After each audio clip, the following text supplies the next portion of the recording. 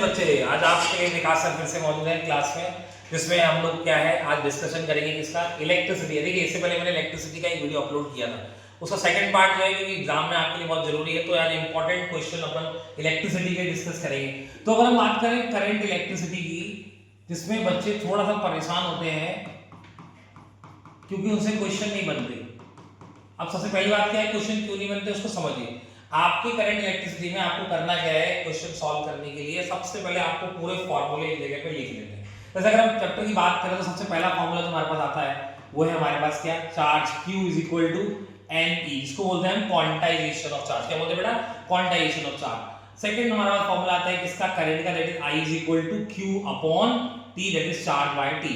Then third formula हमारे पास जो आता है करंट के लिए, हमारे पास ओम्स लॉ है जिसको बोलते हैं V is equal to I and R। And fourth formula अगर हम बात करें आपके पास, तो यहीं से हम निकाल सकते हैं जिसमें वो रेजिस्टेंस की वैल्यू निकालते हैं, तो R हम लिख सकते हैं क्या, R बराबर V बाय I। ठीक है सर। अब पांचवें फॉर्मूले की अगर हम बात करें चैप्टर में, तो हमारे पास वो आता है रेसिस्टिविटी, जैसे rho is equal to RA upon L। अब अगर पांच फॉर्मूले हो गए तो सिक्स फॉर्मूला अगर हमारे पास यहाँ पर देखा जाए तो हमें लिखने को आता है जो एग्जाम में, वो होता है सीरीज कॉम्बिनेशन का, that is R equivalent is equal to R1 plus R2 plus R3 dash dash dash up to N, मतलब N तक आप उसको कर सकते हैं। सेवेंथ फॉर्मूला बेटा आपको पता है पैरेलल कॉम्बिनेशन का, that is 1 upon R equivalent जो होता है वो होता है 1 upon R1 plus 1 upon R2 plus 1 upon R3। उसके बाद एट्थ फॉर्मूला जो हम लोग को यहाँ पर इस्तेमाल करना है वो होता है energy, that is equal to power into time. और नाइन्थ फॉर्मूला हमारे पास जो आता है वो होता है हीट का, that is H is equal to I square RT, जिसको हम जूल्स लॉ ऑफ हीटिंग भी बोलते हैं, जूल्स लॉ ऑफ हीटिंग भी कहते हैं। इसके बाद हमारे पास एक क्वेश्चन जो आता है जिसमें हम लोग को पावर से क्वेश्चन पूछते हैं, दैट इज इक्वल टू 10, जो कि पावर वाला है, जबकि इलेक्ट्रिक पावर होता है क्या, वर्क डन अपॉन टाइम, जिसमें फॉर्मूला हमारा बनता है P is equal to VN। अब देखो सबसे पहली बात आपको ना क्या करना है, अपनी कॉपी में सबसे पहले इन सारे फॉर्मूलों को, हाँ बिल्कुल सही बता रहा हूँ तरीके से, क्या करना है आपको फॉर्मूलों को एक अलग से आपने को लिख देना है कि भाई ये फॉर्मूला जो है वो हमको काम आने वाले हैं अपने क्वेश्चंस में। अब जब बोर्ड के क्वेश्चन को सॉल्व करते हैं ना, तो क्या होता है क्वेश्चंस में जैसे एक एक बार फॉर्मूला डिस्कशन कर लेते हैं। सबसे ज्यादा क्वेश्चन हमसे अगर एग्जाम में पूछे जाते हैं तो वो किससे आते हैं, V is equal to IR से। तो आप क्वेश्चन वाइज क्वेश्चन हम क्या करते हैं, इसको चेक करते हैं। मान लीजिए एक वैरायटी के क्वेश्चन में आपको क्या मिलेगा, जैसे मान लीजिए आपको सर्किट दिया हुआ है, ठीक है, तो सर्किट के series and parallel combination you have to solve. जैसे मान लीजिए यहाँ पर 2 ओम दिया है, यहाँ पर 2 ओम दिया है, एक रेजिस्टेंस लगा है जो कि सीरीज में है जो कि 3 ओम है, तो आपको क्या करना है टोटल सर्किट में इसको सॉल्व करना है। तो ये एक वैरायटी के क्वेश्चन हमारे पास ये हो गए।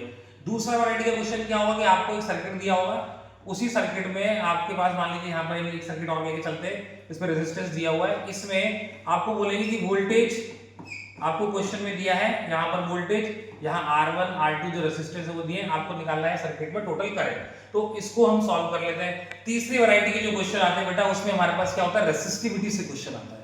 किससे आता है, रेसिस्टिविटी से। अब रेसिस्टिविटी के क्वेश्चन में क्या करते हैं ना, हम लोग को वो देंगे क्या, जैसे मान लीजिए एक वायर है जिसका रेसिस्टिविटी दिया है हमको 1.66 × 10⁻14 ओम मीटर, उसका रेडियस दिया है मान लेते हैं सपोज करो 2.1 mm मिलीमीटर, और आपको बोला है लेंथ बताइए, और जो आपका रेजिस्टेंस है मान लो कितना है 14 ओम। अब बच्चे बोले कि क्या करना है इसमें, तो कुछ नहीं है, आपको रेजिस्टिविटी का फॉर्मूला लगाना, that is rho is equal to RA upon L, और A निकालने के लिए हमें क्या लगाना है, पाई R स्क्वायर, और क्वेश्चन हमारा क्या हो जाएगा, सॉल्व हो जाएगा। तो रेसिस्टिविटी के क्वेश्चन हमारे पास सॉल्व होगा। इसके बाद अगला वैरायटी का क्वेश्चन क्या आता है, जैसे मान लीजिए आपको उसने बोला है कि हाउस होल्ड में डिवाइस है, 2 डिवाइस है, और ये 2 डिवाइस ऑपरेट करते हैं मान लीजिए 20 वॉट में, और अगर ये पूरा दिन चलते हैं तो हमको 30 दिन 30 डेज का कितना इलेक्ट्रिसिटी का कंजप्शन होगा वो निकालना है।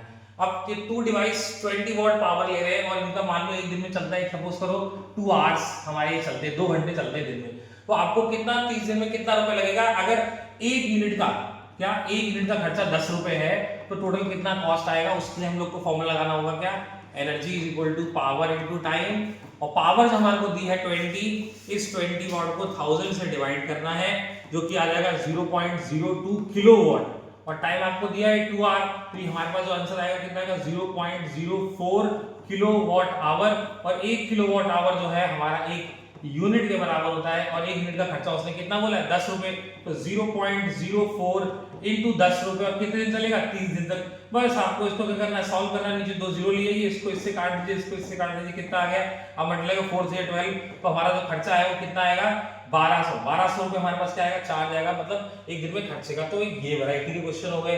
इसके अलावा सर्किट में मान लीजिए आपको करंट दिया है, रेजिस्टेंस की वैल्यू भी है, मान लेते हैं 20 ओम, और आपको उसने बोला है करंट एम्पियर में जो है हमारे पास जो है वो है सपोज करो 2 एम्पियर।